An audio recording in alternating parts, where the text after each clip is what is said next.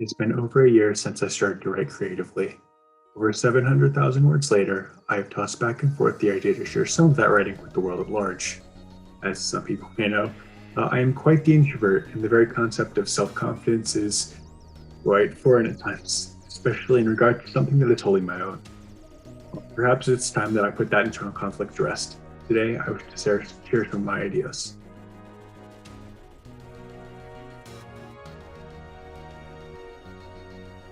It may come as a surprise to some people that my writing is not a singular whole, per se.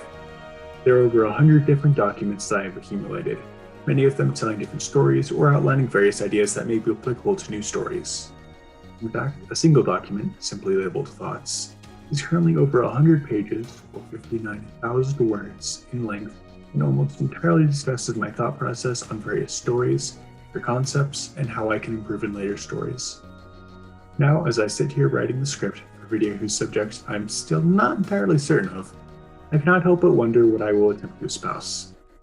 Now that it's time for me to get the introduction out of the way in order to start on the thing I'll be rambling about for the next 5 to 10 minutes, I can only think about one thing: the Aria experiment.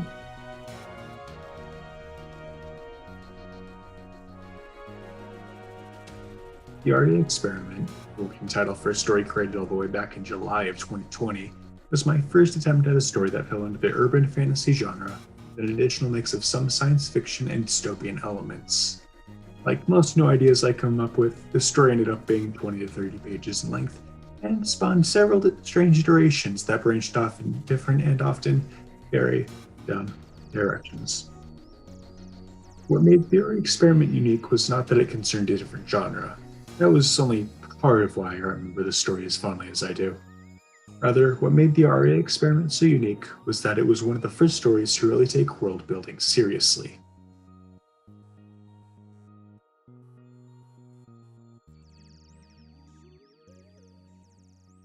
In the city of Aria, there exist two species: the humans and the Nyx. The humans are, well, human.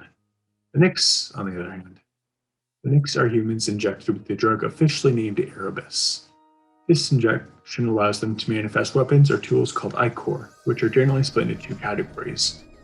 Parasite-type Ichors act as a part of the Nyx's body, whether it be an arm, an eye, or even a tail. Weapon-type Ichors are separate from the Nyx's body and consist of objects such as knives, swords, tools, and even, on their occasion, guns. Nyx are not a direct upgrade to the average human, however.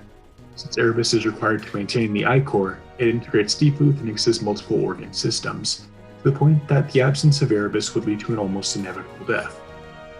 With the power of the Nyx and the requirement for a low-supply drug, the government of Aria took over the supply chain almost as soon as the Nyx realized. Since Nyx are almost never born naturally, the government was able to manipulate the amount of Nyx that exist. Naturally born Nyx, on the other hand, are an entirely different set of circumstances. As opposed to the artificial Nyx, natural Nyx create their own Erebus, thus meaning that not only can they survive without the government's aid, they can also allow several others to subsist off themselves. The government tries to keep tabs on the rare natural Nyx, but their numbers are so small and dispersed that continued observation is nigh impossible for those who don't seek the government's protection.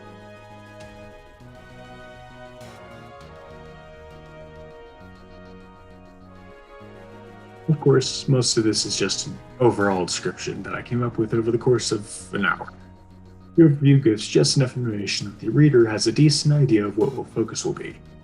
It also lets the reader acknowledge some potential intricacies that will likely pop up throughout the course of the story, racial inequality and a totalitarian government being at the forefront of those inferences. The overview doesn't ever lay out its hand, though. In the end, I, the writer, still have enough wiggle room that I can expand outside of the initially tight confines of the overview. What caused the birth of the Nyx species? Are other cities, if there are any, aware of the Nyx? And, well, what's on the outside of Aria anyways? These questions, among many others, are what I ask myself as I begin to write. I then ask myself which of these questions I find the most interesting, and pursue the answer to that question as I develop the story. In the present day, my favorite question is this: when is a human a monster, and when is a monster human? While I have mostly moved away from the Aria experiment's urban fantasy callings, its world-building experience is one that I refer back to constantly so that I can build upon those previous failings while ensuring that the foundational successes are upheld and even improved. Writing is a solitary and often lonely affair. While I have extensively progressed on my lonesome, critiques from the outside world are inevitable. What do you think of the ideas I posed here?